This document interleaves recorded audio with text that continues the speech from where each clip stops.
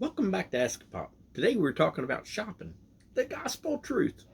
Okay, today I was starting to add a couple items to the shopping list for tomorrow, and I thought, duh, Amazon's got free Prime delivery, and there's a few items that are, let's face it, not very little bit friendly. And when I put them in the cart, so interweb, engage. So, approximately 6 hours or so, those items are going to be there, and I ain't got to worry about a little bit trying to get in a cart and fuss around with them. But that got me thinking about all the different shopping options I have, because we got our local store that I absolutely love. They're the friendliest people in the world. Then we got the big box store that's got everything under the sun. You can go in there. We have me and Little Bit. We have fun for hours, and don't let me forget about the interwebs for even just a second, because you can order things there that you didn't even know you needed until you go start heading down the rabbit hole.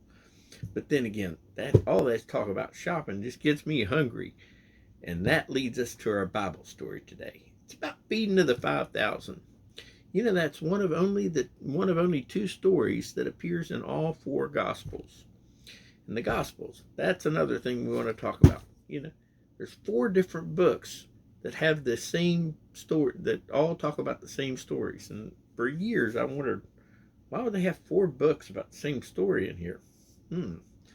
Well, that's because it's four different perspectives on the main character, Jesus.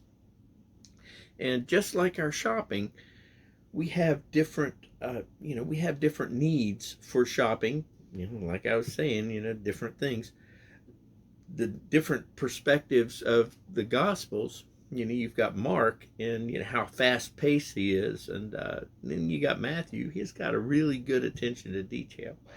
John's awe and wonder, and you got Luke, who just absolutely loves poetry there.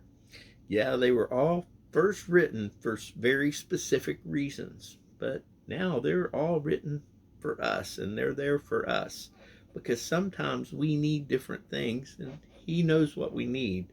So then we'll pick up the Bible, and He'll know exactly what we need and when we need it, because He's there for us in all ways. This is just a thought from a guy that may order his wet cat food from Amazon, but his dry goes and buys his dry cat food from Walmart, and I'm not afraid to admit it. Anyway, the Bible verses today, we're going to do the exact same story from four different places. Matthew 14:13 through 21, Mark 6:30 through 44, Luke 9:10 through 17, and finally John 6:1 through 15. As far as questions go, do you have a favorite gospel? If so, and why? Personally, I like them all for different reasons. But if I had to pick one, I'd say it was Luke, Matthew, John. Okay, I cheated. I do love Luke for the Christmas story, Matthew for his Beatitudes, and John for his Gnosticism. God bless you. Have a great day.